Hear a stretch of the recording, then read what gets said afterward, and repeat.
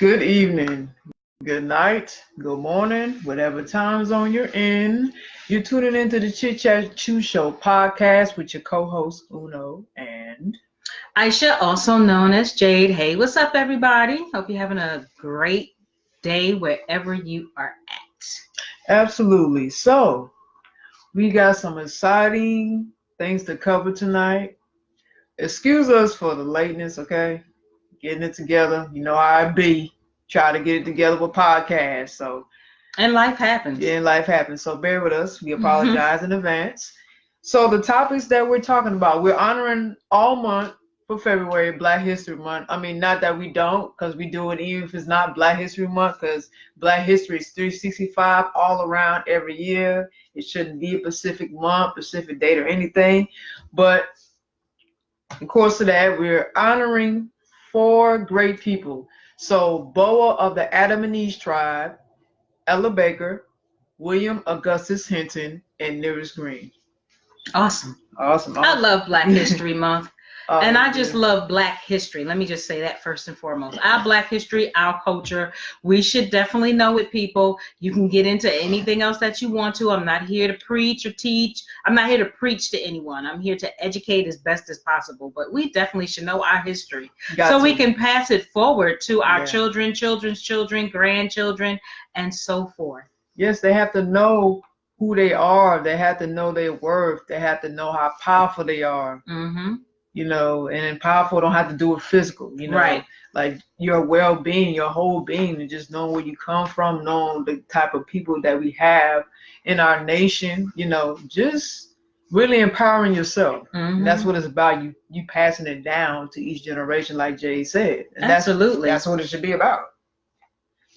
All right. So the first person that we're going to talk about is Boa of the Andamanese tribe. So she actually passed away, all right? So she was the last member of the 65,000-year-old tribe, all right? She's taken one of the world's earliest languages to her grave, all right? So this is a lost culture. This is lost history. So, but I definitely had to cover her. Actually, I posted this a while back.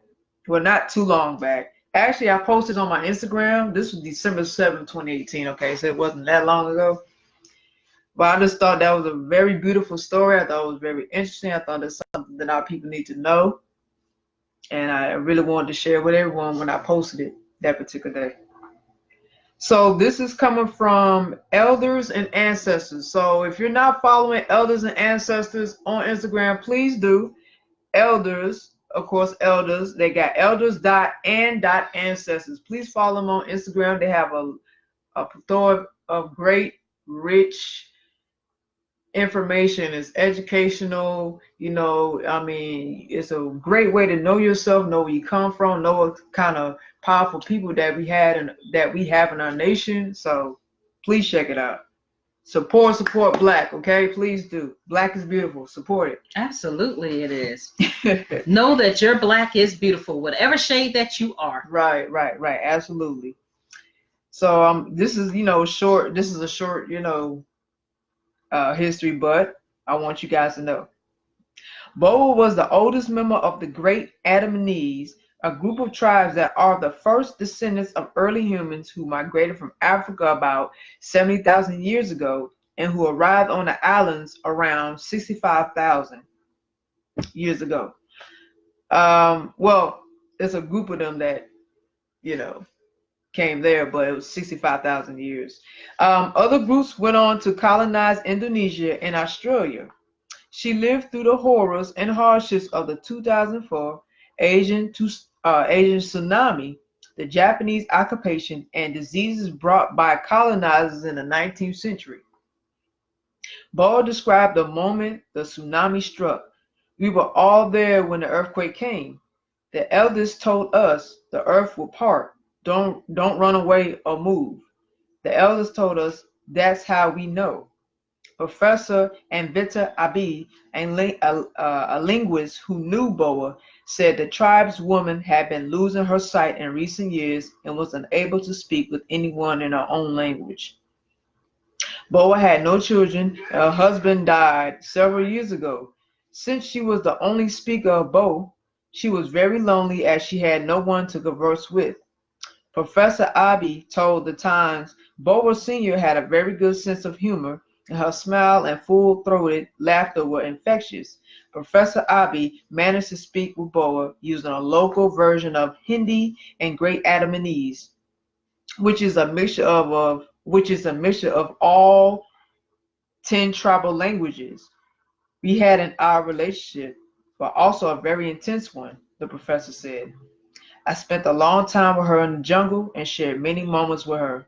She was very proud to be the last member of the boat.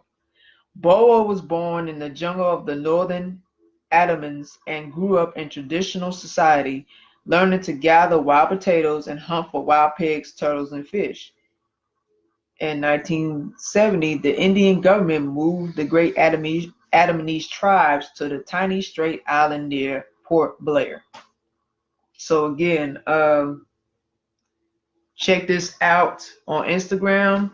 Follow the page Elders and Ancestors. I believe the way they posted this is it might be an article to this. It might be a link to the article as well. AFP, but I gotta research into that. But please check out Elders and Ancestors. I'm sure they might have a link in their bio of if you want to know more about this history. I mean, that's really amazing. It's just really amazing to just hear about this and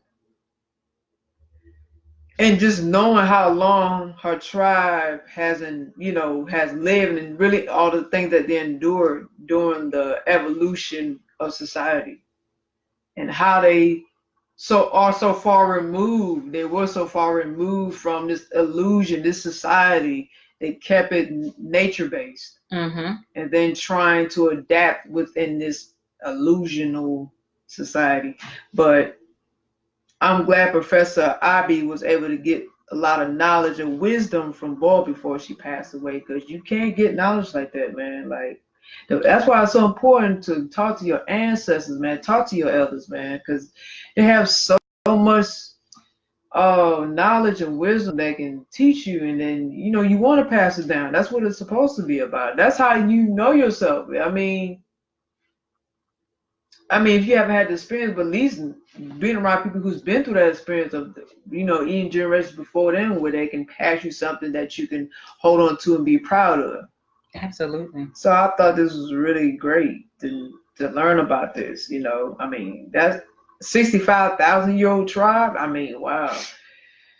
I mean, no disrespect. I mean, that's way before the Europeans even existed. So they've been here for eons, okay? I honestly don't believe they was here 65,000 years. They probably been here longer than that,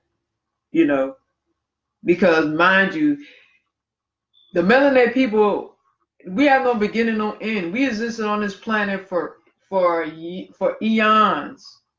We was here before any civilization, Now, of course, we was all in all four corners of the world, and we, migrated and inhabited a lot of the places on the globe, and it sectioned off into different tribes, and even with all those tribes that we had, I mean, it was just like a lot of them existed so long, and everyone had their own culture, their own traditions, their own morals, their own moral standards of how they hold up their tribe, and it's just so much to learn, man. We have so much history, you can't even, like, you'll be sitting there forever trying to learn everything. But I'm glad that we highlighted this, because it just lets you know how far removed we are from knowing who we are, and we need to be educating ourselves on our own people and giving that respect to our ancestors who paved the way for us and allowed us to be who we are. Well, that's very true. Excuse me. That is very true, because again, like you said, it's so important, if you really can, to really focus on, while your elders or while our elders, excuse me, got tongue tied, are living, make sure that you speak to them and ask them questions.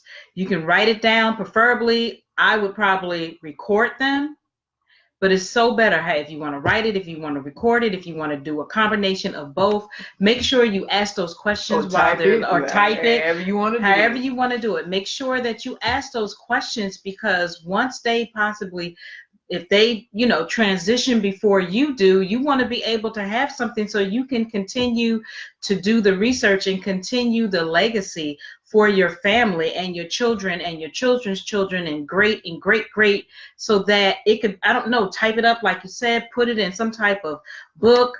I don't know who can hold on to it, so have it in a safe place. Right, have it in a safe place. Maybe you need to put it in a safety box in a bank or something. I don't know, right. But do something, because you never know how life is. You could move from where you're at and lose it. And it's just unfortunate, because that's kind of happened to me as well. From just moving too much, I've lost a lot of valuable information as well as pictures. And so now that my mother, her dementia is progressing, it's a little hard. It makes it difficult to try to ask questions. I still do try to ask questions from time to time to try to get her mind going and try to do some thinking, not to overload her, because that's not good, but trying to ask her questions. And so I've written down some things I'm going to have to dig a little bit deeper, because some things weren't as accurate as I thought it might have been based on what she asked. But it's just good to know, because you never know, if you meet up with somebody, you may think they look good, you may want to holler at them, and then you find out that's your people. Like, no. So you can't do it. Right. And for me, I'm kind of a little bit on the old-fashioned side. You could be my fourth cousin. You still my cousin. I just don't even want to. That's me. I just don't even want that third or fourth bloodline, even though it's down a little bit down the line. You still gonna be that cousin who I'm gonna look at like you my family, and I'm gonna treat you as such. Okay, everybody rolls differently, but I'm just saying, you got to let your children, if you have children, or you got to let the younger generation know what's going on, because you get caught up and it happens. Some places it's legal to do it. That's okay, true. Incest, practicing incest. Right, and to be honest, I mean, rest in peace. I'm not putting their name out there, but I have family that has married into family, and they had a child. So you have to just be careful. They knew it, so that was they thing. I'm not here to judge anybody or anything like that, but you just have to use your discernment, as we say. Use your judgment, use your right intuition, and just let your family know. And don't let it be that when family gets together, it's because of death. Because that happens a lot in the Black community. I can't speak for the white. I'm not there. In the Black community, I've noticed through getting older that you only meet up when it's death, when somebody transitions, and then you'll see people coming out the woodwork and, hey, how you doing? Okay, where have you been? Maybe we didn't know them, maybe we did. I'm just saying, let's get together while we're living to know each other. Even if you're not like the best of family, at least know something. At least do that. I agree. I agree with that. Like, yeah, don't let time just go by. And I know not knowing your lineage. Yeah. And also, it's going to hurt to say, it's going to hurt to hear, but we know in our Black family, there has been situations where molestation has happened. You know what I'm saying? From the older generation on up to our generations, things have happened. All I can say to that is that heal for yourself. Okay? Heal for yourself, and don't take that to wherever you're going to transition off to. At least heal for yourself and still have a knowledge. But I'm not saying that you got to be the best of family members and hug all up and give each other daps and all that. Just heal for yourself. That's true.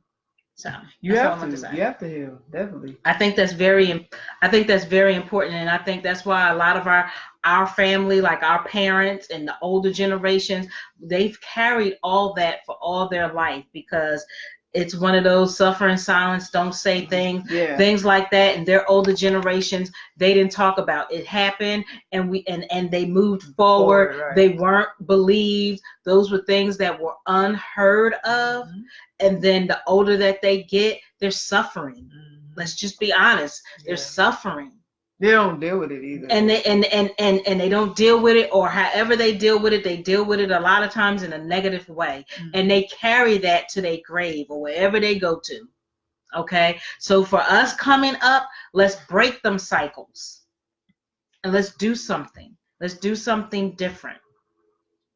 Okay? And you don't have to put it all on social media. Let's deal with some things off of social media. Okay? Everything is not for social media. It needs to be private. And it definitely needs to be private. Please. Yes. You don't have to put your family business all on social media anyway. That's messy. But very. That's very messy. Everybody, I said messy. Oh, I don't normally say that. Okay, so but it is. But it is. It's heartbreaking. It's messy. It's too much to be put on social media. Okay, some things, just respect yourself and have some privacy about certain things. And like you said, deal with it in private. That's true. You don't have to put all that out there. Right. Excuse me. I feel like I want to sneeze. Excuse me. Bless you.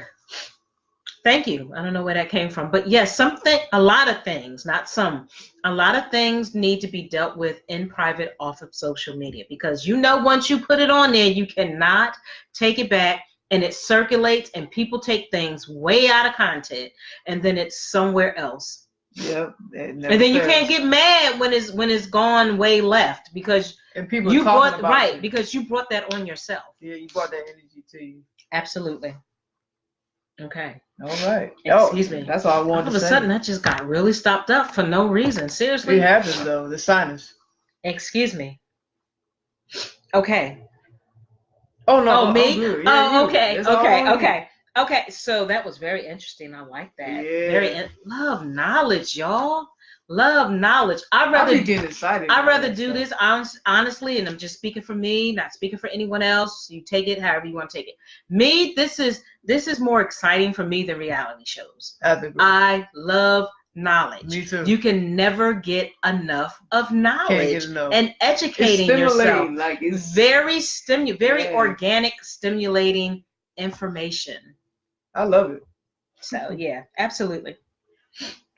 So who I want to speak about in regards to Black History Spotlight, as I say it, the Black History Spotlight, or Black History 365. That's what I'll say. I'm going to speak about William Augustus Hinton. William Augustus Hinton, Hinton. So William Augustus Hinton was born December 15th, 1883 in Chicago, Illinois, and he transitioned in August 8th, 1959. At the age of 75, he transitioned in Canton, Massachusetts. Okay. His nationality was American. I'm reading this from Wikipedia, something we are hashtag researchers. Okay. His nationality, American. His occupation was bacteriologist, and known for Harvard Medical School professor. So he was an American bacteriologist, a pathologist, and educator. He was the first Black professor in the history of Harvard University, a pioneer in the field of public health. Hinton developed a test for syphilis, which, because of his accuracy, was used by the United States Public Health Service. Okay. In his earlier life and education, again, he was born in Chicago to Augustus Hinton and Maria Clark, both former slaves. Hinton grew up in Kansas. After high school, he studied at the University of Kansas before transferring to Harvard University. where he earned a BS degree in 1905. Following his education, he taught in Tennessee and Oklahoma. During the summers, he continued his studies in bacteriology and psychology at the University of Chicago. In 1909, he enrolled in Harvard Medical School and was offered a scholarship reserved for African American students, which he declined. Instead, he competed for and won the prestigious Wigglesworth and Hayden scholarships 2 years in a row, a scholarship open to all Harvard students. He graduated with honors in 1912 after only 3 years. So I'm going to read from his earlier careers. Denied a medical internship due to his race, Hinton worked as a voluntary assistant in the pathology laboratory at Massachusetts General Hospital from 1913 to 1915. It was in this position that he became an expert in syphilis, publishing his first paper along with Roger I. Lee. Gaining the respect of his colleagues, he was invited to write a chapter in a leading textbook called Preventative Medicine and Hygiene.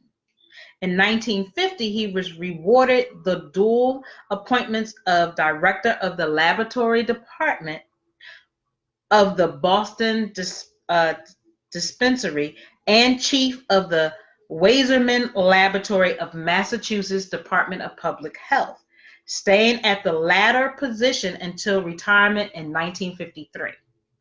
Under his supervision, the number of approved laboratories they had grew from 10 to 117. In 1975, the Massachusetts legislature made what had become known as the Hinton Laboratory. In the scientific community, official passing a bill to rename the state laboratory the Dr. William A. Hinton Laboratory. That is so awesome. After his professional career took off, Hinton returned to Harvard Medical School in 1918 as an instructor in preventative medicine and hygiene. In 1921, he began teaching bacteriology and immunology, subjects he would teach at Harvard for over 30 years. For the majority of his time at Harvard, Hinton was an assistant and then he was a lecturer. He was only made a full professor on the evening of his retirement, when Harvard named him clinical professor of bacteriology and immunology, making him the first Black to be appointed professor at the university.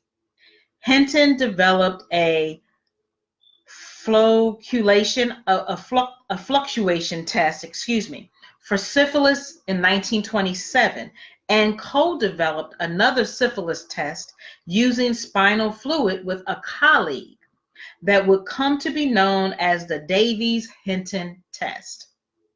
These tests were considered a boon for medicine, as the treatment for syphilis at the time was long, painful, and hazardous.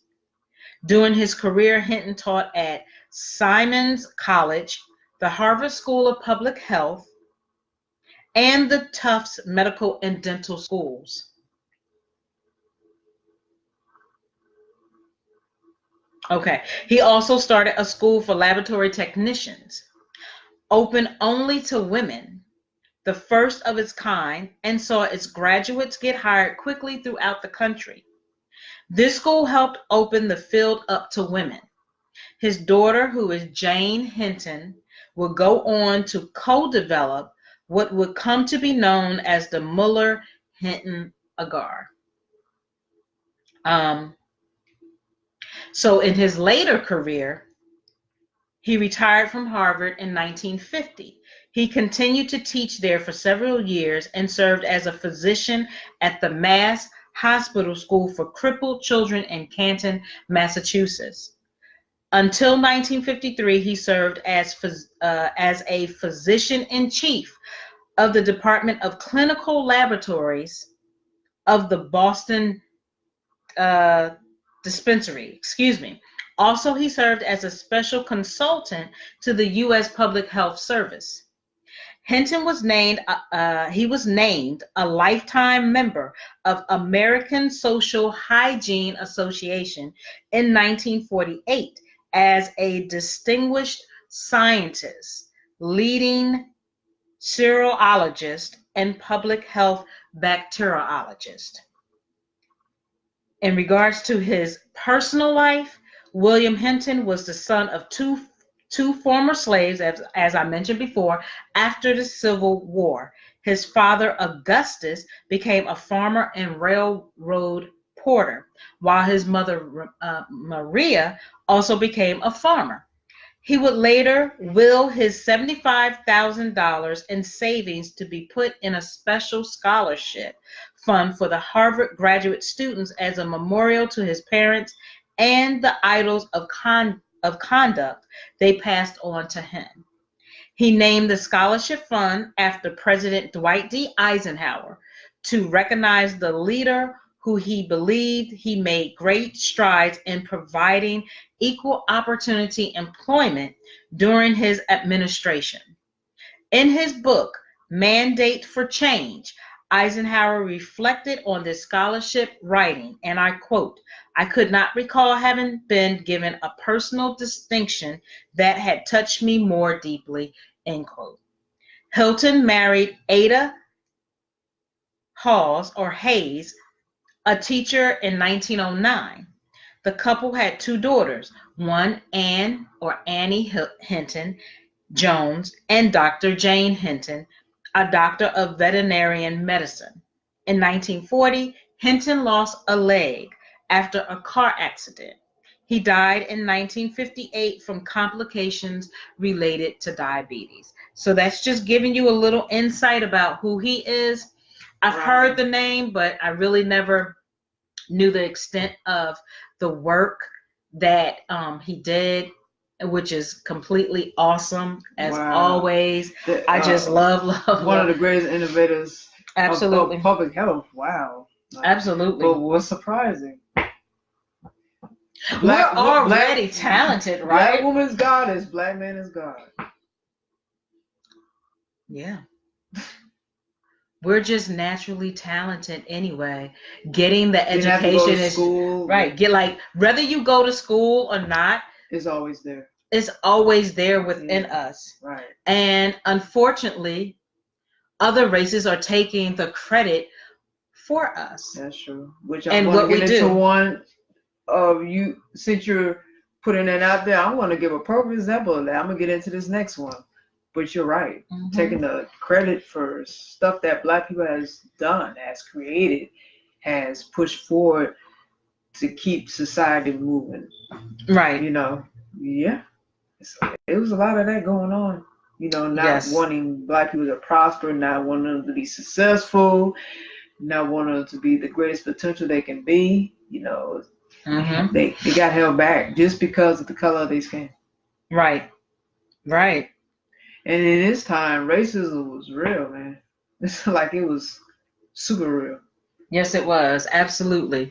It's just amazing the strength and the endurance that we have and what we've been through and how we have come out of it and still keep pushing forward. And I look at that, and recognize that and pay homage and respect to those before us, our ancestors. And I look at now and see, not saying that we don't have strength, but I see so much weakness as well. Like a lot of us have lost our way for whatever that reason may be. There's so many factors. Like a lot of us, and I'm speaking in general, have given up. We don't have that drive or that zest or zeal or whatever to stand up.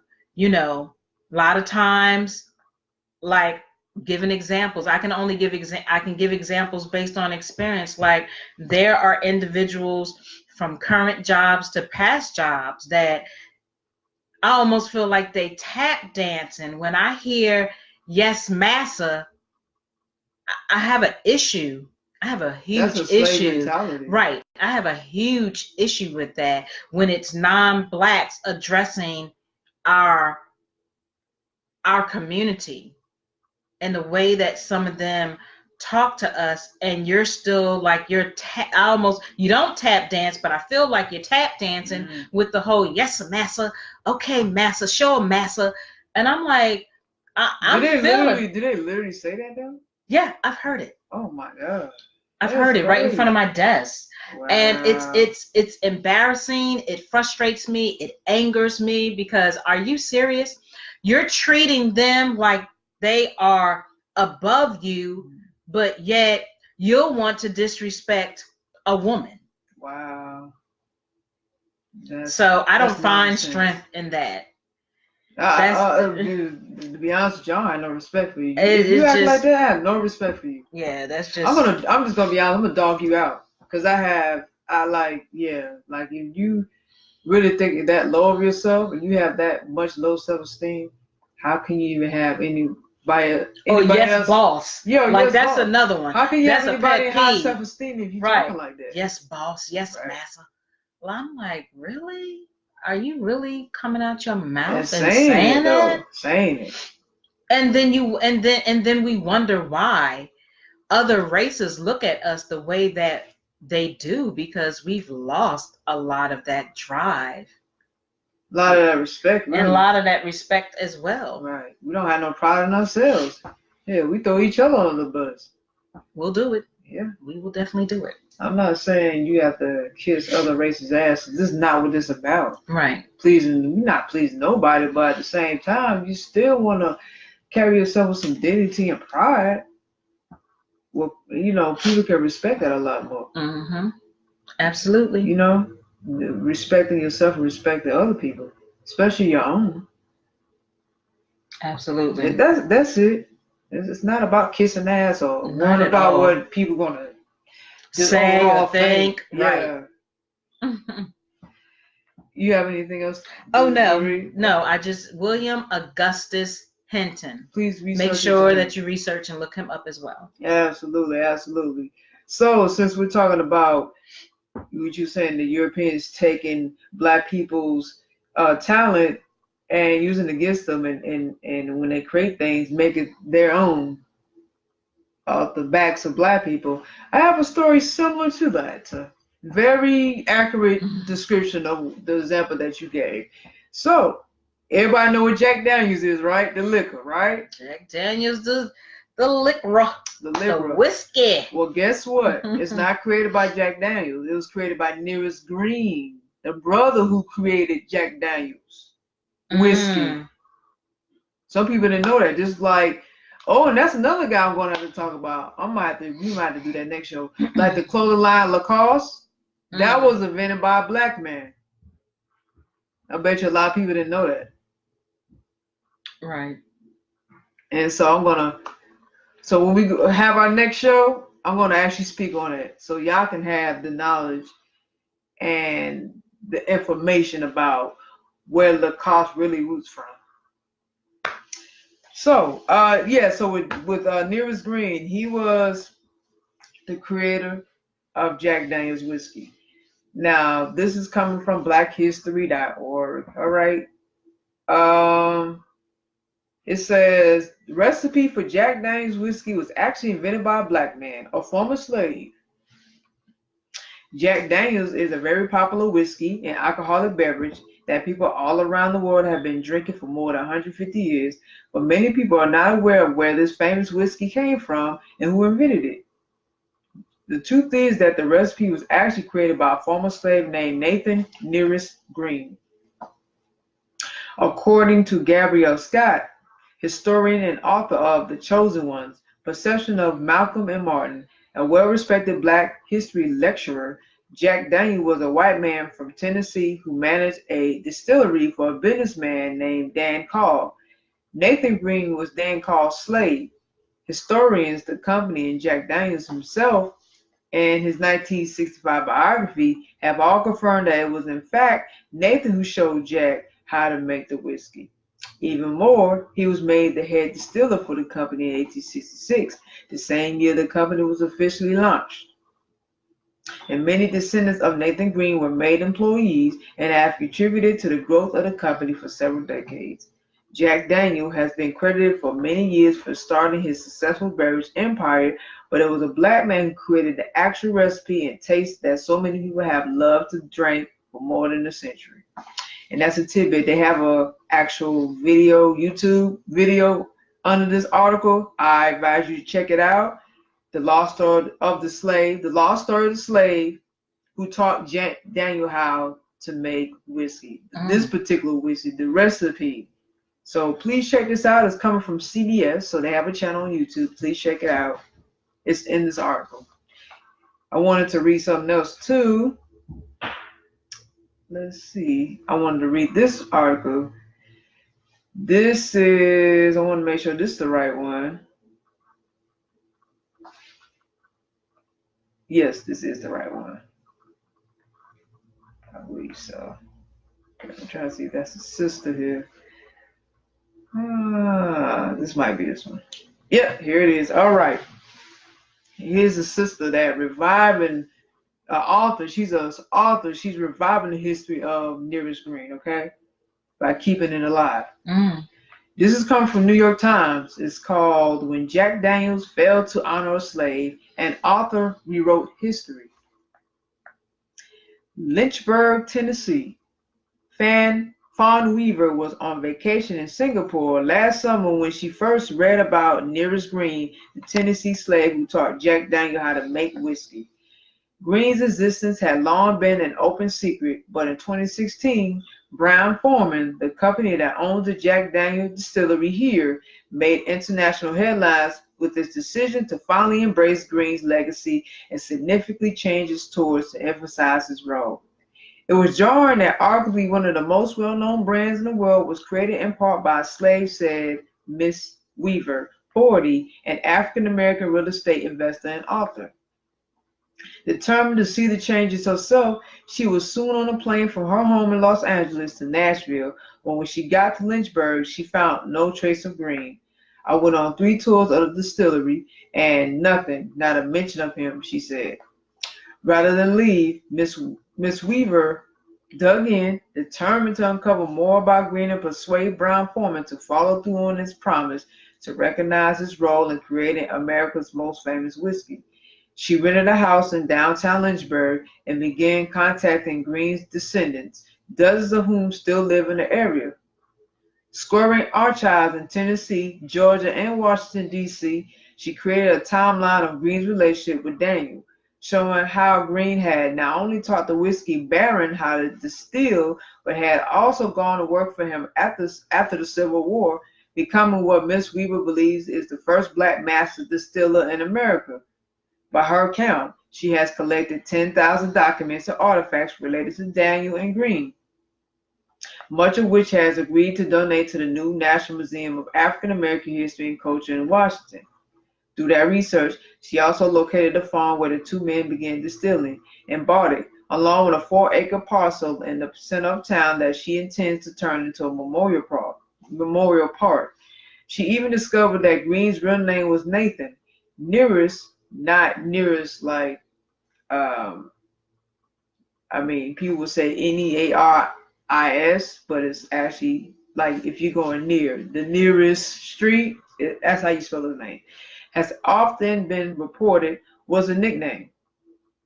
She is writing a book about Green and last month introduced Uncle Nearest 1856, a whiskey produced on contract by another Tennessee distillery. She says she will apply the bulk of any profits towards her expanding list of Green-related projects. Miss Weaver's biggest success, however, came in May when Brown-Forman officially recognized Green as his first master distiller, nearly a year after the company vowed to start sharing Green's legacy. Daniel is now listed as his second master distiller. It's absolutely critical that the story of Nearest gets added to the Jack Daniels story. Mark First, McCullen, the president of Jack Daniels Brands at Brown-Forman, said in an interview, the company's decision to recognize its debt to a slave, first reported last year by the New York Times, is a monumentous turn in the history of Southern foodways, even as black innovators in Southern cooking and agriculture are beginning to get their due. The tale of an American whiskey is still told as a whites-only affair about Scots-Irish settlers who brought old world distilling knowledge to the frontier states of Tennessee and Kentucky. Green's story changes all that by showing how enslaved people likely provided the brains as well as the brawn in what was an arduous, dangerous, and highly technical operation. According to Miss Weaver, Green was rented out by his owners, a firm called Landis and Green, to farmers around Lynchburg, including Dan Call, a wealthy landowner and preacher who also employed a teenager named Jack Daniel to help make whiskey. Green, already adept at distilling, took Daniel under his wing, and after the Civil War and the end of slavery, went to work for him in his fledgling whiskey operation. In all likelihood, there were many other men like Green scattered around the South. Records are spotty, though references to slaves skilled in distilling and whiskey making pop up enslaved sales and runaway slave ads from the early 19th century. But only one of them helped found a whiskey brand that today's generation about $3 billion a year in revenue, and that family of Nearest Green, they should see most of that money. Mm-hmm. But we know in society they're not. So absolutely right. Yeah. All right. So the company had intended to recognize Green's role as master distiller last year as part of its 150th anniversary celebration. Mr. McCollum said, but decided to put off any changes amid the racially charged run-up to the 2016 election. I thought we should be accused of making a big deal about it for commercial gain, he said. It didn't help that many people misunderstood the history, assuming that Daniel had owned Green and stolen his recipe. In fact, Daniel never owned slaves and spoke openly about Green's role as his mentor. And so the company's plans went back on the shelf and might have stayed there had Fawn Weaver not come along. The daughter of Frank Wilson, the Motown record songwriter who co-wrote Love Child and Castles in the Sand before becoming a minister in Los Angeles, Miss Weaver began her career as a restaurant and real estate entrepreneur. She wrote the 2014 bestseller, Happy Wives Club, One Woman's Worldwide Search for the Secrets of a Great Marriage. As she tells it, she was looking for a new project when she picked up that newspaper in Singapore. My wife often thinks and acts as a single activity, said her husband, Keith Weaver, an executive vice president at Sony Pictures. As a husband, I knew, here we go again. All right. Yeah, I want to read this story because, gotta know this here. What was meant to be a quick trip to Lynchburg turned into a months-long residency as Miss Weaver discovered an unwritten history hidden in forgotten archives, vacant land, and the collective memory of the town's black residents. Through dozens of conversations, local people, many of whom worked or still work for Jack Daniels, told her about learning Green's story from their parents and grandparents, holding it as fact even as the company kept silent. It's something my grandmother always told us, said Debbie Ann Edie Staples, a descendant of Green who lives in Lynchburg and has worked for the distillery for nearly 40 years. We knew it in our family, even if it didn't come from the company. Nothing stays quiet in Lynchburg, I'm sure, because I'm sure Tennessee, in that area, Lynchburg is small, so I can see that. The population is 6,319 at that time, because this article was 2017, so at that time, that was the population. That I'm sure it probably still the same, might have fluctuated a little bit. But, what was I at? Okay. So when it involves the biggest employer in town, and by late March, Miss Weaver was meeting with Mr. McCullen, the brand president, in a makeshift office she had set up in a rundown house on her newly acquired farm. With a sampling of her estimated 10,000 documents and artifacts spread across the table between them, It quickly became obvious that Miss Weaver, who had no previous background in whiskey history, knew more about the origins of Jack Daniels than the company itself. I mean, my hats off to her because doing her due diligence and her being a black person herself, making sure that we know our history about this. And that's what I'm saying. Like, knowing ourselves, knowing where we come from, knowing the contributions we made to the society, spreading this to generations to come, and just letting our people know that we are great. Right. And that's what it's about. Because we are people. You have to just give yourself credit and give credit and respect due to those before us, and for those that's going to come after us. Yeah, I mean, yeah, that's true. Absolutely. Where was we? Oh, Miss Weaver, who had no previous background whiskey history, she knew more about the origins of Jack Daniels than the company itself.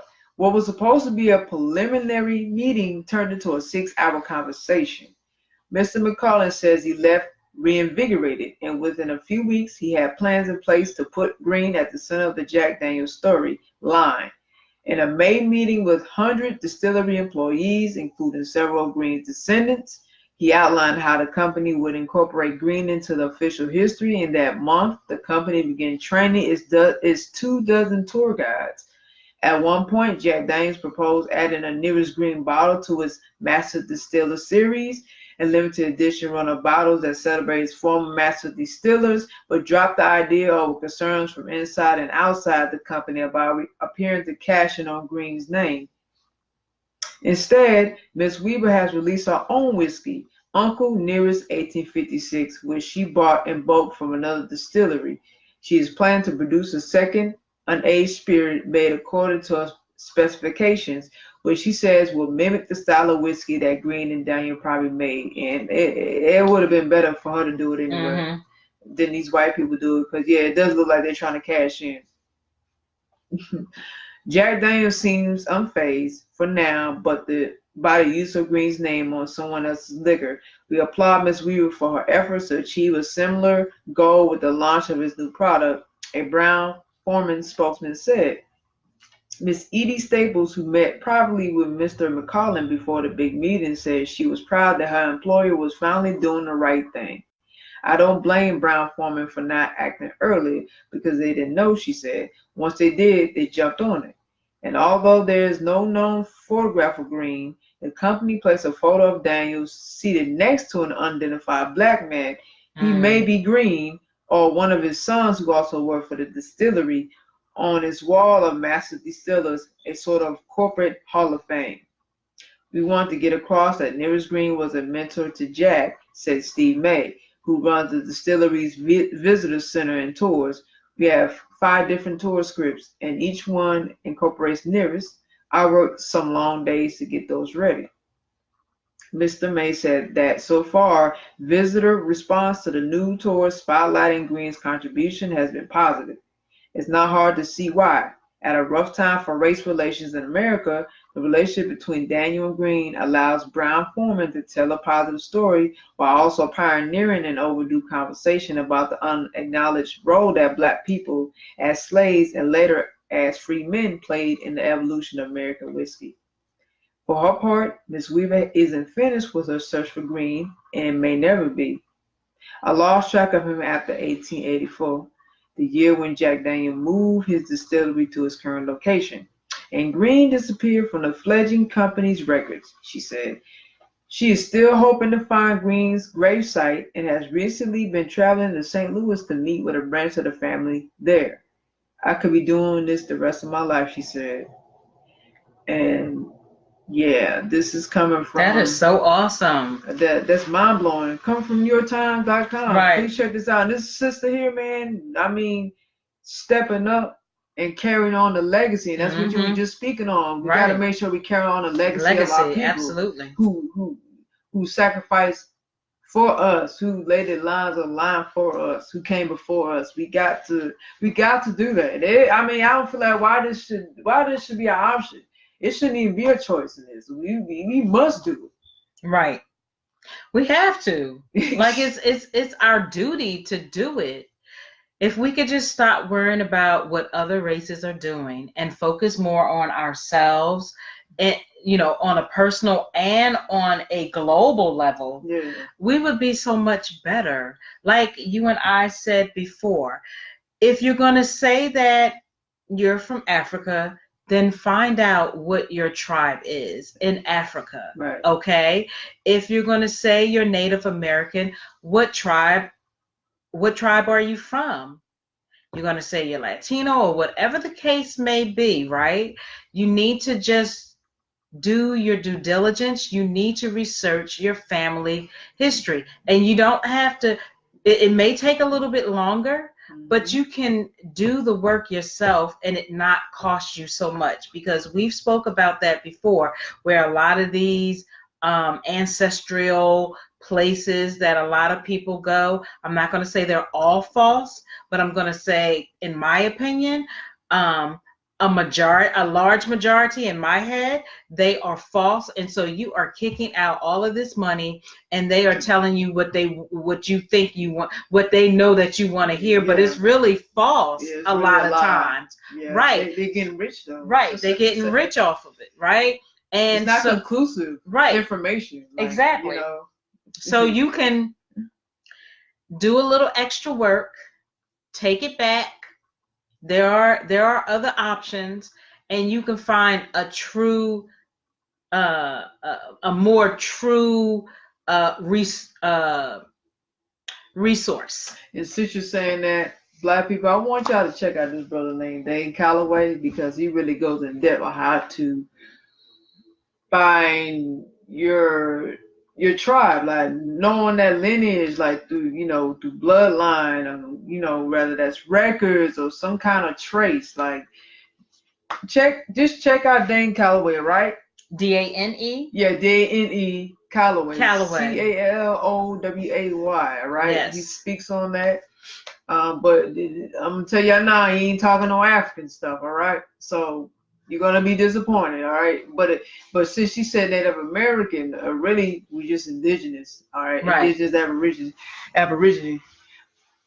He speaks a lot about our true heritage, and he actually does his due diligence to find out, just educate us on where we really come from, how to trace your genealogy. He has a book out too. It's on Amazon. I advise you to check it out. I mean, he spoke on Africa, but it wasn't in the context of what you're talking about. It was more like the history of slavery. It didn't happen, but it happened, but it didn't happen. Why do people categorize all indigenous Aborigines as African? Like, those are things he speak on, and letting us know that we're not African, and there's a reason why we're not African. He has evidence of this. He has the resources. He has the proof, the link to show you why we're not anyway connected to Africa. Like, there's so much else he talks about, even on the politics side, the social side, but definitely politics too, of why they have certain laws in place, labeling us as these things like Black, colored, Negro, African American, Afro American, et cetera, and he's giving a history of that, where it comes from, why we label as that, what can we do to stay out of that box. I mean, he just touched on so many things. So check his out. So as we talk about Black history, please check out Dan Calloway. And I'm saying this because I'm not the only one saying this. A lot of people that's watched his stuff has said he's the real deal. Like, he's not lying what he's saying. And he's credible when I'm talking about people from actual indigenous tribes are actually confirming what he's saying. He's the real deal when they actually reach out to him. I'm talking about elders now. I'm not talking about blow the Joe Smo. I'm talking about actual people of the tribe who coming out and say they're confirming what he's saying. So yeah, definitely check him out. But you right on what you're saying though. Right. And again, I'm not saying that we don't have a connection or a bloodline to Africa. I'm sure that a lot of us do have a connection, or a connection or a line to it. Just don't say I come from Africa. What part of Africa you What come part? from? Because it's so that continent. Yes. Continent Absolutely. is So broad. You can't say I'm just from Africa. And anytime that someone at my job has said to those who feel, okay, I come from Africa, and they're like, no, not all of you come from Africa. And if you do, well, where? And so if they're questioning you, they're born and bred there. Okay. That's a difference, right? That's a difference. So they actually are African. Right. Right. Don't just speak further about it. Like where? That's what true. Part? Yeah. Okay. Who's there or who was there? It's all about when we say, or when people say know thyself, you really should know yourself. Yeah. Don't just who you are. Don't just say things. You know, because everybody, you get a little piece of good hair. Oh, I'm you know, I'm Latino. I'm got Indian in my family. I got Indian. Okay, well if you do, okay, where? Yeah, I mean, not doubt it, just prove it. Not that, just prove it. Right. Just prove it for yourself. Yeah, for yourself, not for us. Not for us. Ain't got nothing to do with that. Prove it for yourself and your and the generations to come. Right. So they don't be so confused as far as who they are. It's really important. That's something that is a goal for me that I've been working on little by little. Okay, because I just, my plate runneth over. But just know who you are and feel proud. If you're not from Africa, feel proud. It's okay. Feel proud of who you are and who your family is. Absolutely. You got to be proud. You know, even if there are some things that might be a little messed up, okay, you can move forward past that. Right. You can move forward past that. So I see that we have likes and hearts and shocked faces and laughing. That is all cool.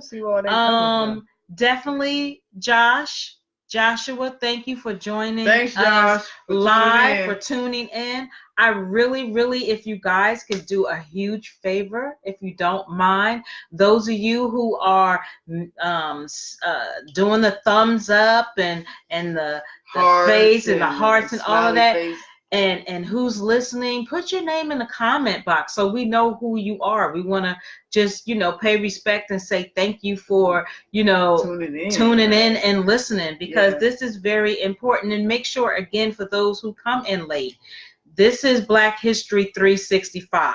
This is not just for this month, even though we are doing it, but we do post up year round. So Black History 365, don't let it just be once a year in February, let's do something. And explore, move forward past just the Malcolm X. Much respect to him. I'm not taking anything away from him. The Marcus Garvey and the Martin Luther King. Dig deeper to see.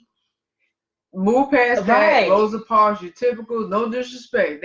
Not at all. They're great contributors to our race. Absolutely. Our race, you know, all around. But at the same time, like Jay said, dig deeper. So many people that have not been acknowledged or highlighted. Right. That needs to be. Right. Because you're not going to hear a lot of these names. You're not going to hear them at all. And if and when they do speak about it or call themselves trying to teach us, it's just going to be the typical.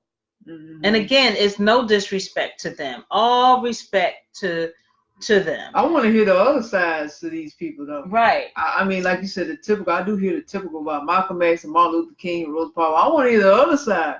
Now, if you're going to talk about history, talk about it all, good and bad. I want to know it all. But that's a learning process. Again, we're educating ourselves because we can.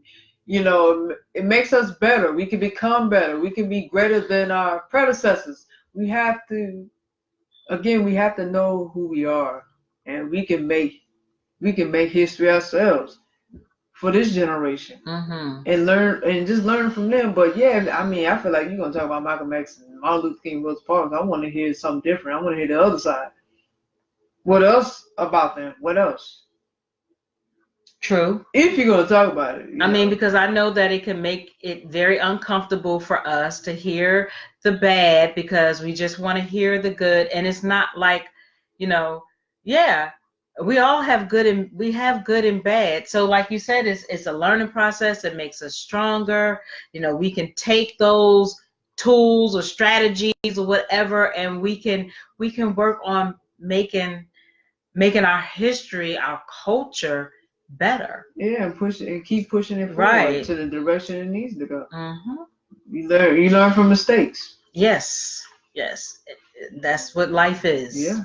That's what life is. That is so cool. Oh yeah, I want Yeah. to say something about this because I mean I knew about this for a while. I knew it wasn't created by Jack Daniels. I knew about the black man. I just didn't know his name. Mm-hmm. But I've heard about this, you know, every now and then I would see it pop up. Like, I'll be researching about Black history and I see it pop up or I've seen it on social media.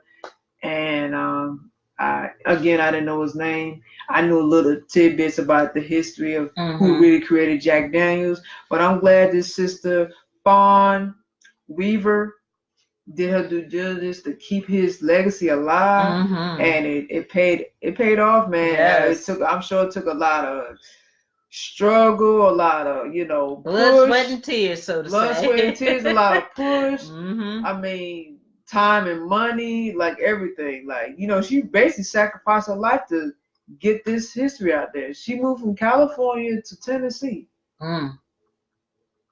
And renting a home in Tennessee, to really grasp all of this, like just going out and meet the lineage of the Green family, talking to them, giving accounts, attending these meetings with these big corporate guys who run Jack Daniels and making sure that Nears Green is recognized for his contributions of creating this liquor, Jack Daniels, and really just teach us some history about what was Nearest Green role during that time when he was working on the Jack Daniel. So I mean, I it's much respect to her. Like my hat's off because I mean, she could have done anything, Right. But I mean, she made this her life, man. And that's what I'm talking about. I respect this because like Jay, you be saying sacrifice. We gotta be willing to sacrifice. Right. For our like people. like what are we really willing to sacrifice? Because all the other races do it for their own.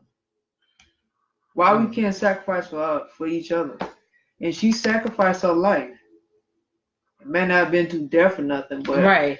She uprooted her life to move from, like you said, California to Tennessee, and she's already well established. Apparently, right. I mean, she's married to, a well-to-do, successful man. I mean, she's a real estate investor and she's an author. She comes from a background of music because her family was in the business. I mean, her family was in the business, but she was already making a name for herself, But I mean, yeah. That's what's up. I mean, that is so cool. It takes a lot of, courage, a lot of balls, a lot of heart to do that. Because a lot of people ain't gonna sacrifice their life. They just like, whatever. Right. That's them. I'm doing me. Right. It doesn't concern me. Right. Or I'm not interested. Right. But actually, it does. Any problems we have, it concerns all of us. Because think about it. That money that they made, that could have went to, that's generational wealth that could have went to the black families. And that could have created opportunities for people in those generations. For our people. Not just the green lineage, but imagine if they had all that money and created distilleries. Even did other things. They started building schools or, building museums or building, doing something in education. Maybe started some educational programs. You never know what they could have done. And that would have created opportunities for our people. That's nation building. So yes, it does concern us. Oh yeah, absolutely it does. It might not affect you because it's not at your door per se, anyone that's close to you, but it does as a whole. Right. Yeah. But you never know what black person that could have impacted in a positive way. Mm-hmm. Just, I mean, if they created all these opportunities for people to and really stand on your own 2 feet and not stand on your own 2 feet and not depend on the system. You know, we create a Black Wall Street within our own community, like we've done years ago. Not just in Tulsa, but it was in St. Louis, it was, Chicago, it was all over the place they had Black Wall Street. And it was all destroyed. Even in New York, same thing. So, yeah, we got to do this for us. Can't do this. This is not about you. It's about everybody. Right. Yeah. I really love this story, man. So every time you drink a Jack Daniels, you giving homage to Nearest Green. You know what? I'm going to buy some Jack Daniels, not the drink. I just want it as a collector's item and say, I know a brother did that. Mm-hmm. Put it up as a collectible or, right. I'm serious. I'm going to buy some Jack Daniels and pay homage to Nearest Green. Nearest Green. But the way that we were created, I think she created her own liquor line that was close to the creation of the way that Nearest Green made it. I want that particular brand. So I'll see if I can get it. Yeah, that would be pretty cool. Yeah. To do that. Yeah. And just so you know, money's not that's not everything to me. So money is not the issue. It's like, I'll spend the money just to have it. Right. It's just not about, my self-gratification. It's, support my own and feeling good that I support someone who made a huge contribution to society. Having pride in that we're more than just slaves. Right. When I see that, I'm like, that's a God right there. That's what I'm going to see. Yeah. So yeah, money's not a thing to me. Like, I'll spend $150 on one book, because some books you can never get anymore and it's out of publication. So if they have it, it's very limited, and if it's high, it's for a good reason. So, so if this liquor was $100, I don't care. I would spend the $100. We in general spend it on Michael Kors and all those other non-black items. Yeah. So, why not? And I'm not knocking. If you do, you do. It's really whatever. I'm just saying, like, if you can spend it on that, then certainly you can spend it on our community, your community. Something that's meaningful. And meaningful. That's educational. Like, that can inspire you book, too. Right. Looking at it. Right. Reading that history and reading that knowledge and knowing that history, that you can't get that from a Michael's Kors. Nah. Or Burberry. They getting rich. They getting their little education. And Gucci and Jordans and all that other. And it's not, but I'm just saying, you got to be real. And people, again, before I start speaking on this last article, like, let's support each other. Really, I don't care if it's a soap line, hair line, nail line, clothing line, shoe line, pocketbook line. Like, if you can spend that on others, that's non-black, why can't you go and spend it on your own people? That's true. Why does it have to be, let's make a bargain, let's make a deal? Why do we have to do that? That's just so disheartening to me. Like, you'll say, oh, it's too high, but you'll go and buy these pocketbooks and wallets and belts and sneakers. No questions asked for $150 on up. Right? You'll do it. Yeah. You spend it on the weave, you spend it on the nails, you spend it on the clothes, the shoes, sneakers. Dressing the foreigners, the weaves and the nails. But you won't do it for your own people. And there are some great black designers. Ooh, I've seen a whole out bunch here. There of all. You can't even imagine. They have like a Black business directory that's out here, and if I can find it, I will certainly tag it. Like, do research it for yourself too, but I'm going to research myself because I'm in several groups, a lot of Black groups. Okay, I'm not knocking anybody, even as far as saying our CBD. Sure. I'm a big advocate of CBD. It does work. But There are black individuals who own, they're not in any affiliations or MLMs or network marketing. Not that I'm knocking any of that. I'm just saying there are individuals who have their own businesses for themselves. Why can't you support them if that's something of interest? Jewelry lines, not knocking paparazzi. That's not what I'm here for. But there are individuals that own their own jewelry lines, that make their own jewelry. Why can't we support that? Why is that such an issue? Why? I don't get that. I don't see the issue, but But there is issue, it's supposed to right? be free. It's supposed to be free, or we're supposed to get it on the low, supposed to look out for each other, right? And I'm fam. No, they still have to eat and do things just like we do. They gotta live. They have to live, yeah, and thrive and survive every day just like we do. They are on their hustle. They are on their grind just like we are. So why can't we support? Why can't people support podcasts or radio businesses that are black owned? And another thing, since we talking about podcasts and all these platforms like YouTube, okay, I got no problem with it. I mean, I understand it's entertaining. It is, because I'm guilty of it too. Y'all watch DJ Vlad, right? All them black podcasts they have on YouTube, how come y'all not supporting that? Like, there's a lot of great podcasts or really platforms, media platforms that that you can support and promote. And why do these black entertainers have to go to Vlad for validation and get on his platform and make a name for themselves and do numbers where they can do the same thing on a brother's podcast or a sister's podcast? Right. I mean, I ain't knocking Vlad hustle, but I'm just saying, I'm just calling spade for spade, I mean, we need to be, like you said, we need to support our own. And we had these little young sisters and brothers. He's not for our people anyway.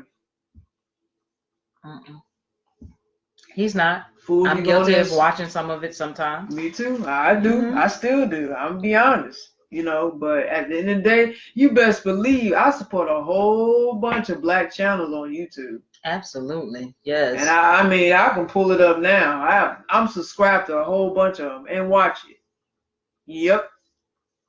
So, like you said, we got to support our people now. Support your people as well. Absolutely. Again, yeah, like you said, we're not trying to tell you who to watch and all that, but it would be nice if you can support, in addition to what you're doing already, support your own family, your own community. Like, seriously. And we have these young brothers and sisters that's coming up now, little young princes and prince that's coming up. These young people, I'm talking about young. We're not talking about teenagers. We're talking about even the preteens that's coming up. They're making shirts and drinks and jewelry and products and books. These young brothers making these books, being authors at a young age. Like, why can't we support them? It made me think of that little brother that we supported at that festival. He had the bow ties. The bow ties. Yeah, I had to get one. I bought it just cause. Right. Still haven't worn it. It's put up. No questions asked. No questions asked. Yes, support little brothers and sisters and our community in general. Why not? Make them rich than the whitest corporations. I'm sorry to say it. I'd rather make my black people rich than these white establishments. And we know they don't care about black people anyway. They don't want us wearing their stuff. I mean, I'm sure everybody heard about the whole Gucci controversy. So, but it's like, it's not shocking. I mean, why the hell we still supporting it anyway? Why are we even buying it?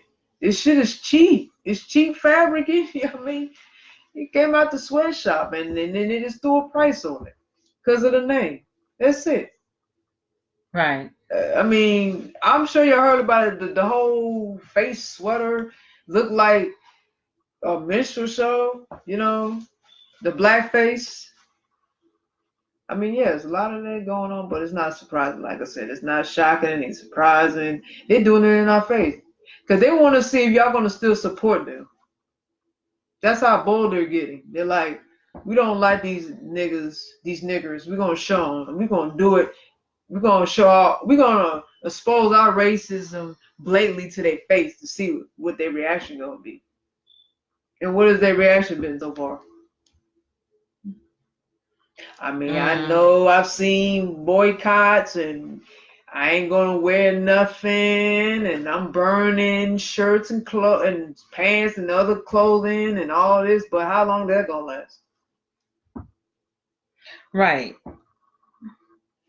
And I know I do my support, a little at a time. There's things, there's products that I don't wear or don't buy. It's a little at a time, but I feel like if I'm doing it a little at a time, for me, I'm making that cause, I'm making that step, and so I just feel it's really important, like the whole taking the knee during the whole football thing.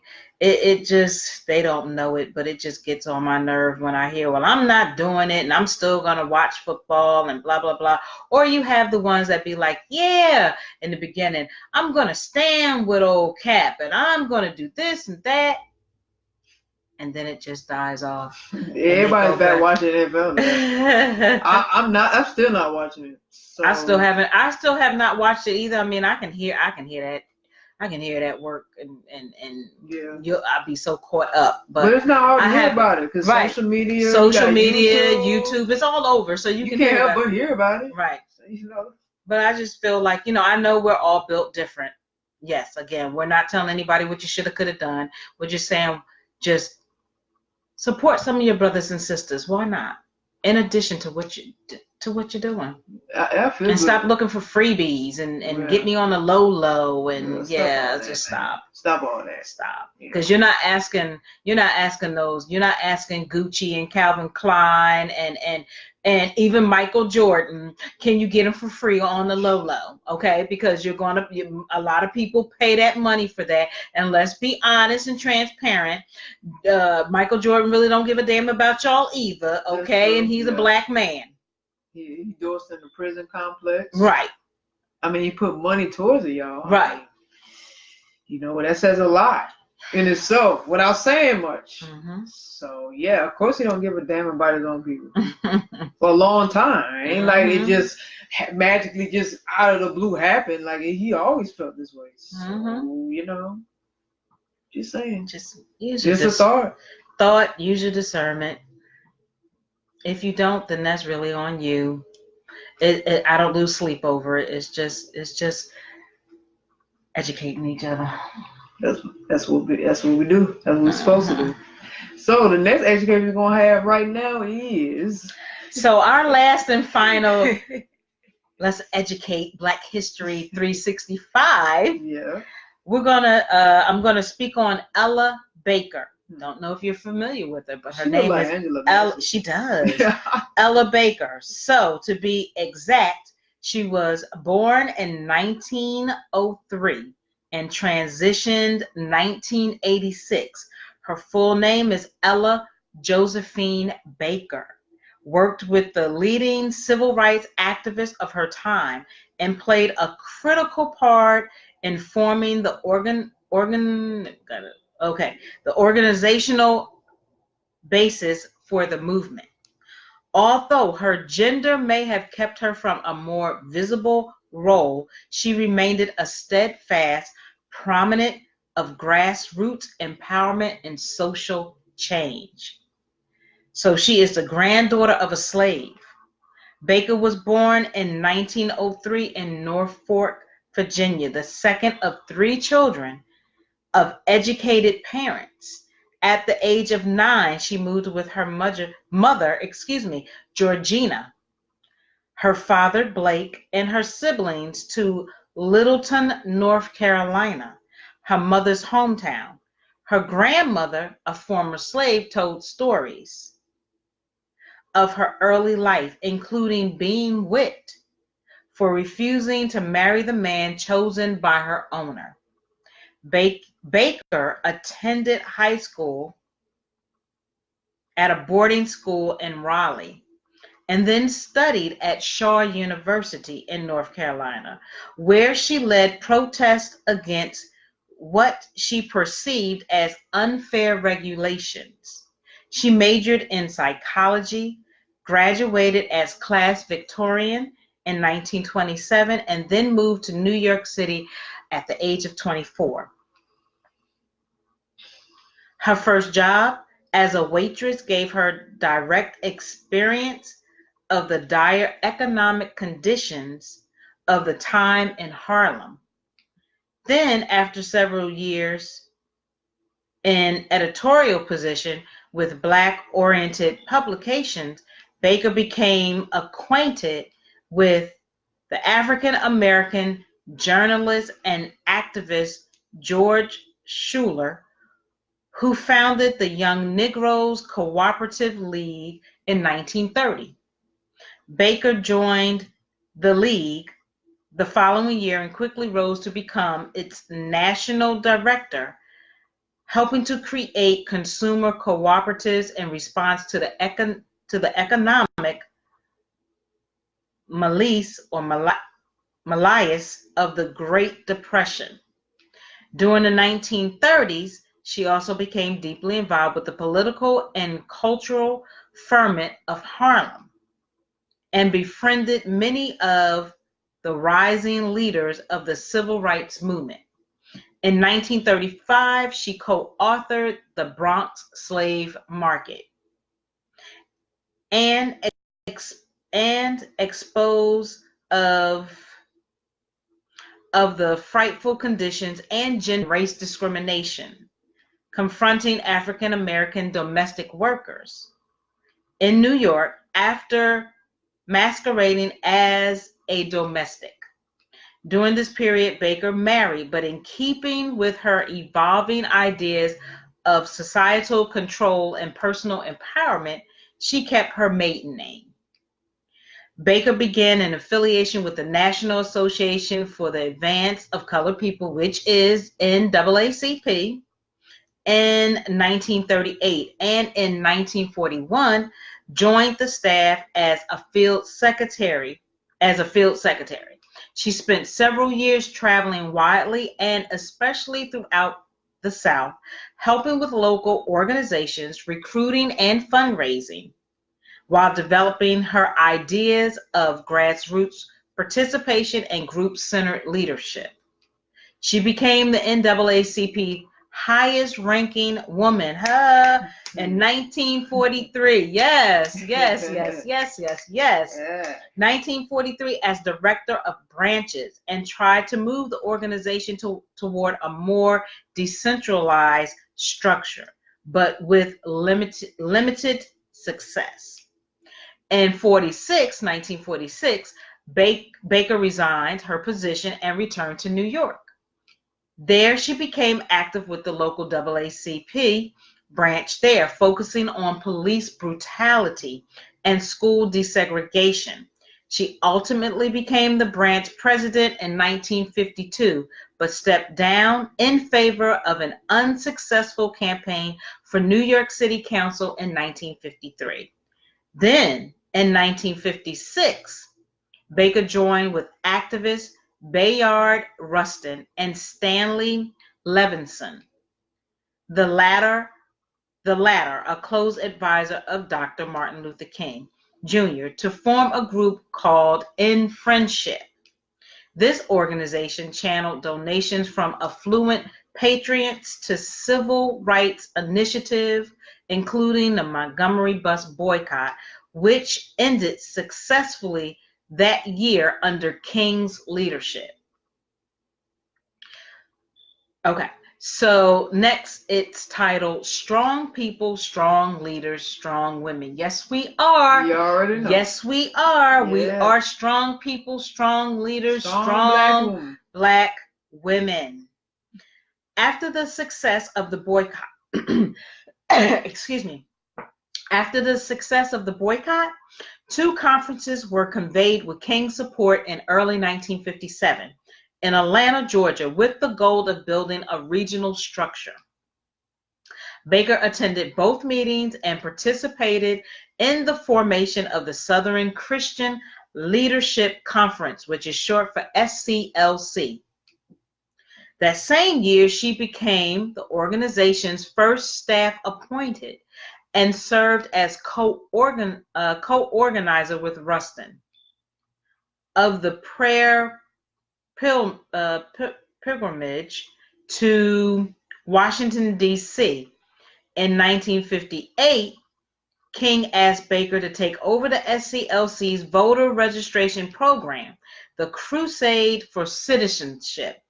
However, she was not considered for the role of executive director, which went to the Reverend John Tilley. Baker came to feel that the SCLC and to some extent King himself were too male-oriented and too centralized in their power hierarchy. But she worked faithfully on behalf of the conference with special attention to local issues. When Tilley resigned, Baker stayed on in Atlanta as interim executive director until a permanent replacement was named in 1960. So by this time, her ideals of participatory democracy were fully formed. In Baker's own words, I quote, "Strong people don't need strong leaders," end quote. Inspired by desegregation sit-ins and other actions taken by Black college students across the South back in 1960, Baker convinced the SCLC to host students at a South-wide youth leadership conference. The result was the formation of the Student Nonviolent Coordinating Committee, short for SNCC, at which point Baker shifted her attention to the SNCC's more ethos and resigned from the SCLC. She quickly became one of the SNCC's most valued adult advisors, and in 1961 worked with the organization and the Congress of Racial Equality, short for CORE, C-O-R-E, to coordinate the freedom rides of students to the segregated South. Her work increasingly focused on grassroots engagement and empowerment, stating that those most oppressed had to be the ones to decide what action they were going to take. Her vision of self-leadership and radical social change inspired such movement luminaries as Stokely Carmichael and Julian Bond, and Students for a Democratic Society, which became the seminal anti-war organization of the 1960s. She's a busy woman. Yeah, she was getting it in. Yes, she was. Baker also became engaged with a number of other important initiatives during the mid-1960s and 1970s. She served on the staff of the Southern Conference Education Fund from 1962 to 1967.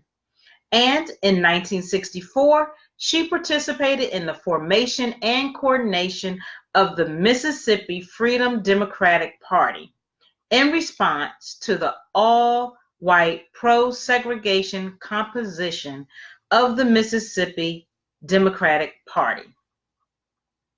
So the MFDP, which is short for Mississippi Freedom Democratic Party, succeeded in forcing a party rule change allowing minorities and women to sit as delegates at the Democratic National Convention in 1964.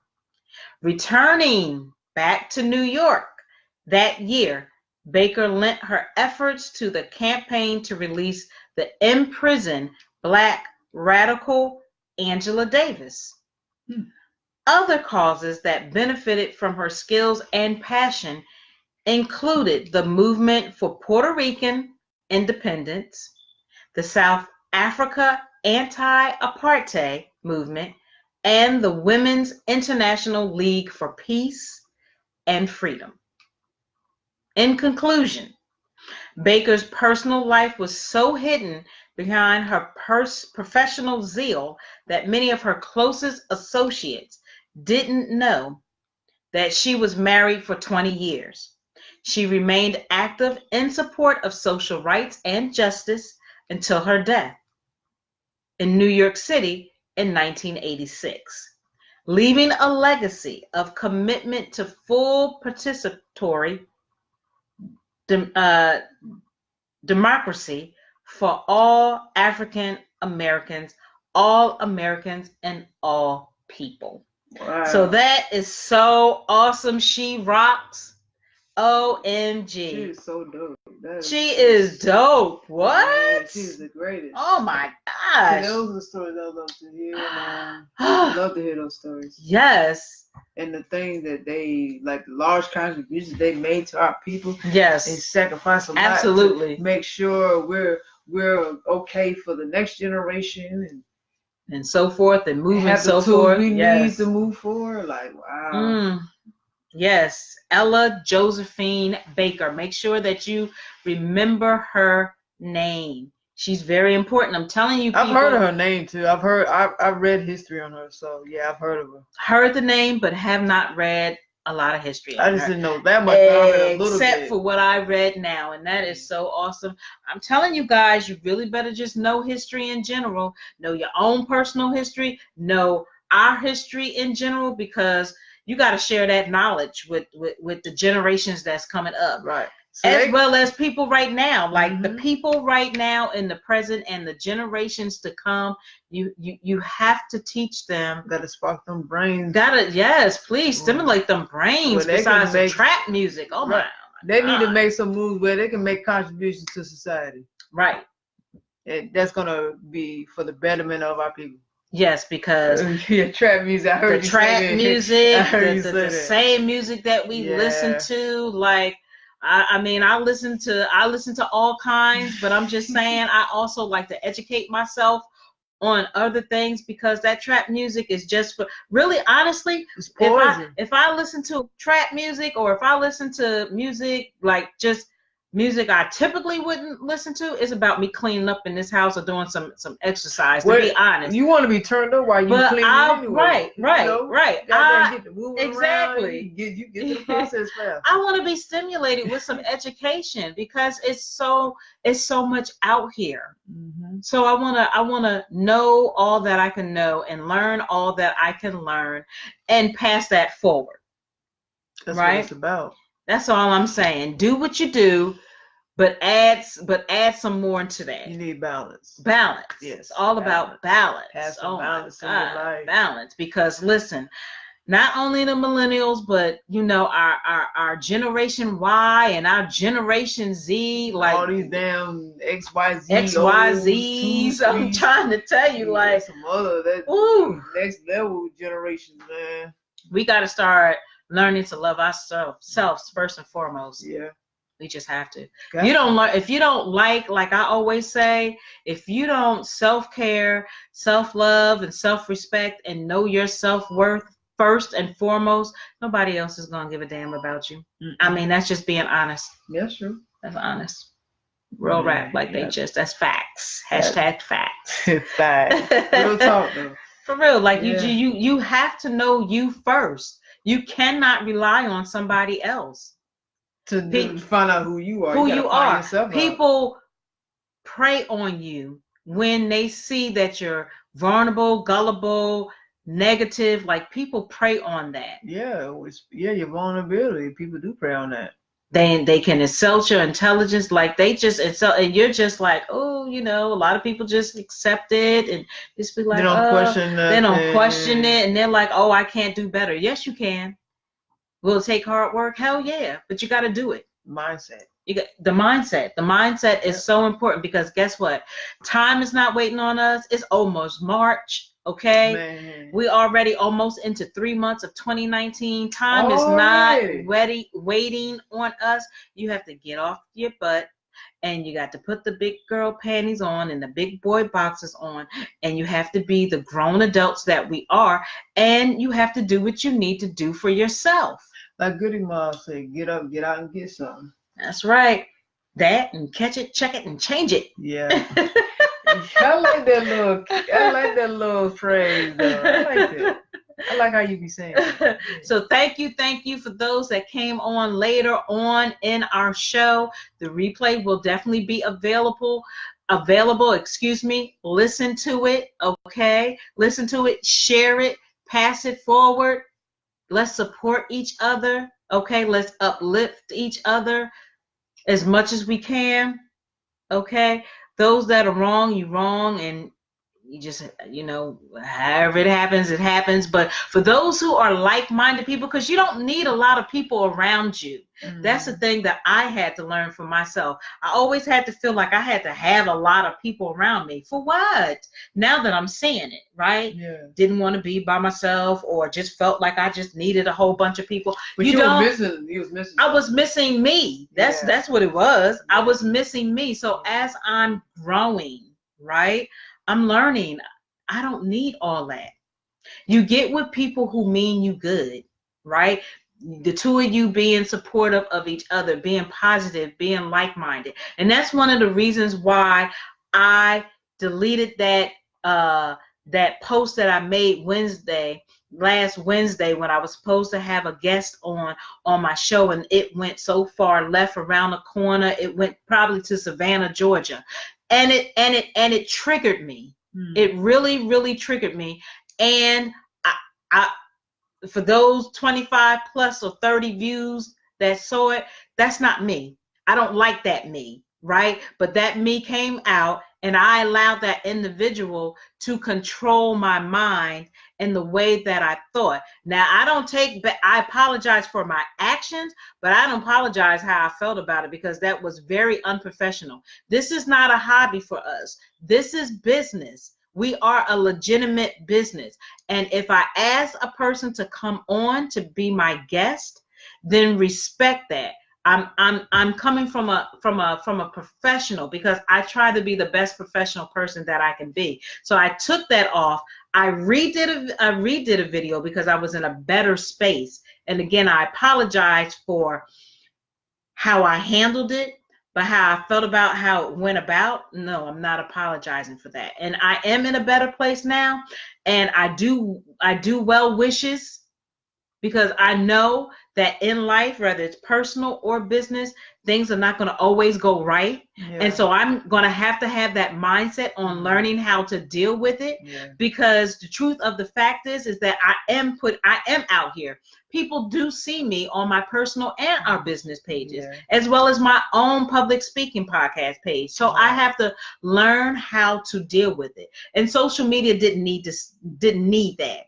So yeah. So we just have to make sure that we make correct choices. But I think it was just the principle, how the situation and the principles went down. And how the situation went down. I felt some kind of way, because I wanted to actually react to it, in the way I wanted to, because I feel like I put time and energy and brain power into creating a flyer, and then I really I did it for nothing.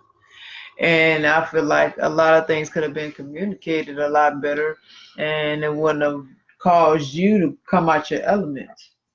And communication is so key. I will say it until I can't speak it anymore. Communication is very key.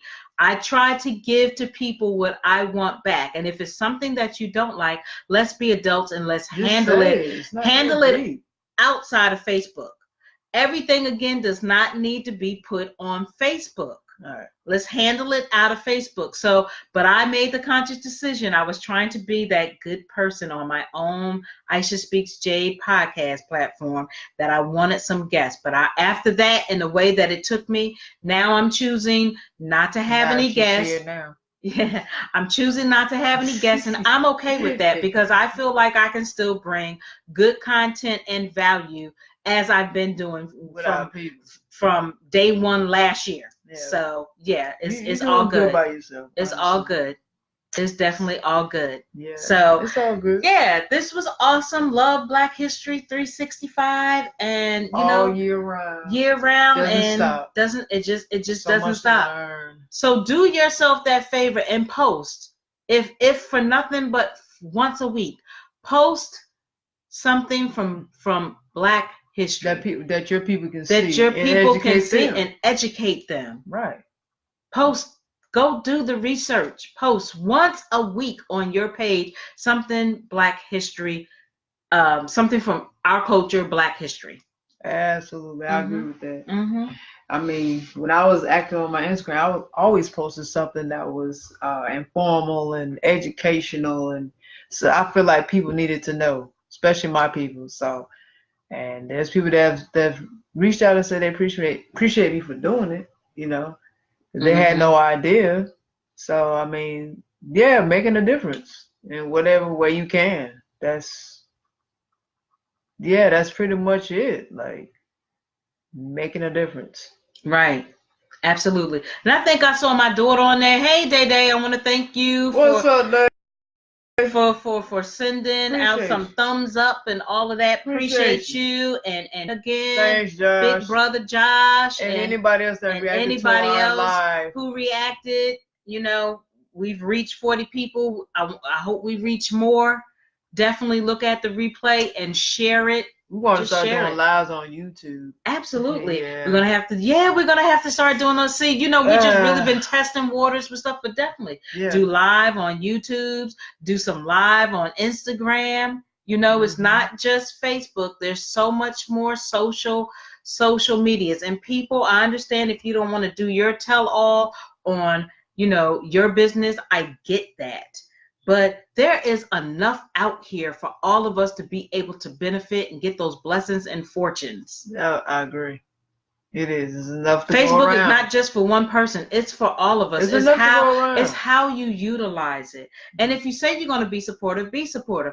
I support and put out stuff a lot of times that has absolutely nothing to do with me. But I put it out there because it's not mine. It's for me to put it out there. For somebody else is going to reach or touch, and I'm going to get my blessings quadruple the time. So, yeah. There's no harm in it. No harm in it. And still, I haven't told you secret sauces to us. So, I mean, yeah. But thank you. So, with that being said, please reach out to us by liking or joining our Chit Chat Chew Show, LLC page. Like us. Make sure you like us so that you can stay in the loop. You can also join our Chit Chat Chew Show podcast group. You can make sure to do that.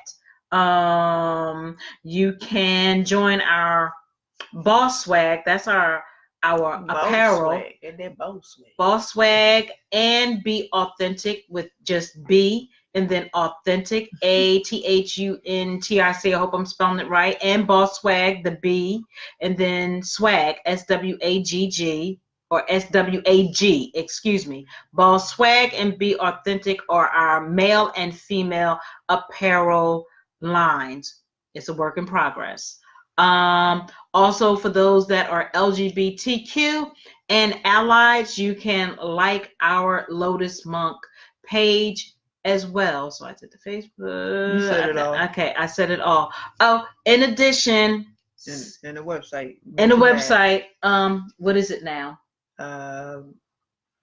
It should be Chit Chat Chew Show / Chit Chat Chew Show, something like that. Okay. Yeah. But I believe it's something like that. But I think if you just search www.chitchatchewshow.com, it should show up some kind of way. Now, however the URL is set up, right, it'll load into what you need to see. Right. To check out our website. And then the one last one that I'll do, and then Uno can finish it out, is our LinkedIn. We have a Chit Chat Chew Show LinkedIn page. If you are on LinkedIn, definitely look us up, Chit Chat Chew Show, and like us. LinkedIn, if you don't know, is very, very professional networking for real site that you can meet some awesome people on there. I have through LinkedIn. And you can get jobs through LinkedIn. Get jobs through LinkedIn. They have learning tools for you for LinkedIn, be it on a professional, like trying to get a job, or even if you have a business, they have trainings. I just learned that they have trainings. So if that's something of interest, then definitely check it out and join it. Okay, it's free to join. Of course, they have packages if you want to do an upgrade, but yeah, check it out. Very professional. Yeah. It's not tacky. You can't be doing all that extra that you do on Facebook, No, honey. and Instagram too. And Instagram I see too. all the So packages on Instagram. can't do that. Mm-mm. It's more of a professional platform. Very professional platform. Absolutely. Thank you. So our other social media info, go to our Instagram, Chit Chat Chew Show Podcast. Make sure you follow us on Instagram. We have a Twitter, which is at @CCCS_podcast. Once again, at @CCCS_podcast. Make sure you follow us on Twitter. We tweet about our show. We have a YouTube, which is Chit Chat Chew Show Podcast. Make sure you subscribe to our channel, okay? Hit the bell for notifications to get updates about us and our show. Make sure you like our videos. Make sure you comment too. Positive feedback, negative feedback. All feedback is great as far as I'm concerned. We thank you anyway, okay? So make sure you show us some love is what I'm saying. All right. And yes, I said them all. You said YouTube. Yeah, we don't have, let me run this by you guys. We don't have SoundCloud no more. We do not have Vimeo no more, okay? So don't be trying to go looking for us on SoundCloud and Vimeo. I don't want you coming in here cussing our ass out. I thought you said I thought y'all said like y'all on Vimeo and SoundCloud. I don't see no content. Well, I did say last week I deleted it, or the week before that, one of those weeks. So I want to reiterate one more time. I don't want to come here cussing me out because they couldn't find us on SoundCloud or Vimeo. I want to let you guys know we do not have SoundCloud or Vimeo no more. We deleted that content, and we're just gonna stick to the pretty much your common, social media sites that everybody pretty much be on. So we keep it to that. They gonna get me like, it'd be like, man, there's some damn lying ass people. I thought they said they had a SoundCloud and Vimeo. I ain't following them. Unsubscribe from YouTube. Go spread around talking junk, talking about we some liars. Right, exactly. Oh, one more Facebook. Lead us to a fake link. Right. One more Facebook. Please come and thank you in advance for those that have support, that do support me. Please go to Aisha Speaks Jade Facebook. It's Aisha Speaks Jade. That's my little shameless plug. That's my public speaking page where I do motivational, inspirational, just business stuff. I keep that page as genuine as I can. It's flip the hat. Like on this, I'm one way and it's real. On my Aisha Speaks Jade, that's more of the public speaking platform. I try to keep that as uplifted and motivated as I can. Also share my own personal experiences. So Aisha Speaks Jade on Facebook. I will say my mom is officially out the hospital now. All praises due. Ashe. She got released, I want to say, a couple days ago. She's still in pain. She's doing very limited walking right now. But I believe that the Creator and the universe, how it's set up, it will work itself out the way that it should work itself out. So I'm not as stressed as I was. But that's my mother, that's Mom Duke, so it is what it is. So I'm happy about that. Also, remember, again, reiterating, know your self-care, your self-love, your self-respect, your self-worth, create your happiness and create your greatness. You are your best friend. First and foremost, you are your best friend.